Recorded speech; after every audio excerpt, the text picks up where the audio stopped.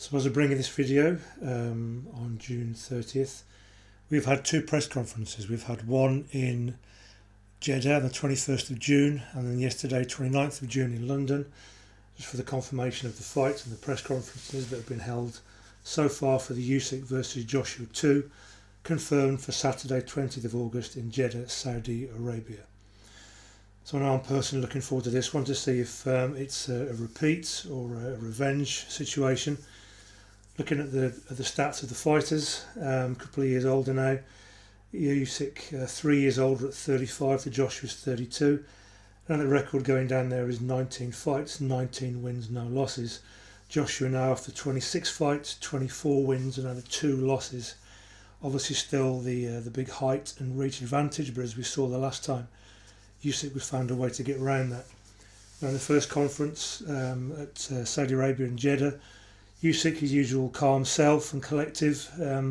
He's not a fluent or prolific English speaker, so most of the time his team talk for him, or he talks in Ukrainian, his native language, and then they translate for him. But it was a decent enough press conference, enough was exchanged between the two. Joshua with his new trainer said a few bits and talked about that he sort of owned his situation and that he accepted that it was what it was, and that and Usyk outfought him the first time, which was kind of refreshing to hear, really. Most fighters seem to make excuses, but he was quite open to literally take it on the chin and accept that the loss was the loss and that he was going to do something different. Usyk throughout was just with his translator and his team, and they spoke on his behalf, and obviously, but he appeared to be very confident and collective and cool. And then once they stood up for the face-off, there was an interesting situation where Eddie Hearn was between the two of them, and they're having a bit of a stare-off, and obviously as time went on, Eddie wanted the two fighters to turn to the cameras and do a front pose, but they're obviously locked in a stare, neither of them wanted to back down. Well, obviously once Eddie suggested that they turn to the cameras and turn around and break the stare from each other, Usyk refused to move, and Joshua sort of signalled to Usyk that we should turn and made a hand signal as if they should turn around, but Usyk refused to do so. And then eventually, even as Joshua turned to look at the cameras, Usyk turned his body, but he still maintained that stare and wanted to have eye contact with Joshua throughout, which was quite an important thing. Many people see that as a psychological advantage. Some people think it means nothing. Other people think it means everything. Certainly from my perspective, I know that from Usyk beating him already in a fight, it does seem that advantage as well, psychologically, they've been able to stare his man out. But behind the scenes, both Usyk and Joshua seem calm and relaxed, were happy to pose for the cameras, and they seem to enjoy themselves in Saudi Arabia and all that brought. Something that was noticed, that unusual event that came afterwards, the press conference, was that Joshua and Usyk did this promotion where they're in a ring, like in a back of a street somewhere, and they were just in hand wraps and dressed as if they were going to have some sort of a bare knuckle fight, which is an interesting perspective and part of the sort of PR and media they have to do while they're out there. But they both agreed to do that, and that was something that was unusual to see them both getting involved in. But something I did notice at the end of this press conference in Saudi Arabia and then leading on into the press conference in London, Usyk seems set on staring at Joshua, whereas a lot of the time Joshua just seems to be staring into space or staring at the camera. Usyk constantly seems to be trying to get into his eyes and look at what he's looking at and track him. And you can see here as well from the press conference, now we've moved over to London, Usyk taking his hat off and sporting a very nice hairstyle. He's just looking to sort of fix the gaze of Joshua and make that eye contact, and Joshua doesn't seem too bothered either way, whether again that's a psychological weakness or something that he's struggling with. But personally, maybe his mind's elsewhere and is thinking more about the fight and the training camp that's to come. But as usual, Joshua sat with his team and they translated for him, but he just seemed very, very cold, very sort of ice in his eyes as he sort of stared out into the media, and questions were being asked about him. He seemed calm as always, but there just seemed to be something in the background, which is obviously understandable with the situation in Ukraine right now. He just seems to be sort of far away and distant in his thoughts at times. And I know he's said in the press conference himself that he's fighting for his soul in this fight.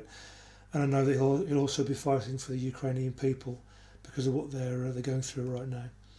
But again, after the press conference, a short exchange of words, there was a good standoff. This time Joshua seemed a little bit more pensive. He had his hands in front of him and he was constantly rolling his thumbs over, sort of messing with his hands and not being able to just sort of settle and stand still and meet the gaze of Usyk as he stared at him.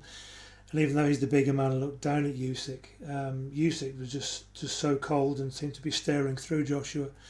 And then obviously with Eddie Hearn looking on again, the two fighters at one point they had to bring the stare to an end and have a break, but neither of them wanted to back down. So Eddie Hearn actually had to stand in and put his hand between the two fighters to break their gaze because they were just so intent on staring at each other. Who knows what they were thinking going through their minds at the time. But then Joshua found this quite funny, and as he rolled away from Eddie Hearn breaking the stare, he just sort of went into sort of shadow box mode. And Usyk then turned toward the camera to face the media as well, but again he was still looking towards Joshua. But they stood there and then posed for the photos, and Usyk held his hand in the air, either for victory for himself or for Ukraine or for whatever's coming on 20th of August. But at the end he did this little interesting gesture where he got the hand above him, and it then made it apparent that what he was doing was holding an imaginary sword, and then moved his hand down to his side as if he was putting the sword back in its sheath. And I'm sure he's ready for whatever's coming on August the 20th. One thing's for certain, that if Joshua is going to regain his titles from Usyk, he's going to have a hell of a fight in his hands. Usyk is fighting for so much more than his own pride here, or his own ability as a champion to withhold the belts and be a reigning champion. There's so much more to this than just being a heavyweight champion of the world. We saw photos of him not so long ago being in Ukraine with people around him, and obviously the army of the Ukraine sent him home and said that you should go and defend your titles and go back to training. Obviously lost quite a lot of muscle mass, and you can see in this picture here is sort of a slimmer version, certainly more of his sort of cruiserweight size and weight. So obviously of the sort of danger in his own homeland, that was more of a concern, which is understandable. And he decided to go home, and the fight would be postponed for however long.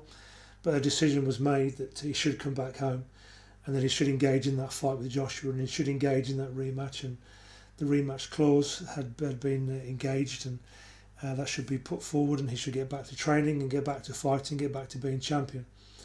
But I know that whatever he's going through his mind now for his land and his people, he'll be fighting a hell of a fight, whether he decides to go more of a boxing sort of output, or he goes more for sort of an aggressive stance, because there were times in the first fight where he caught Joshua and caught him clean, but he just seemed to hold back a little bit and not press the issue and sort of err a side of caution.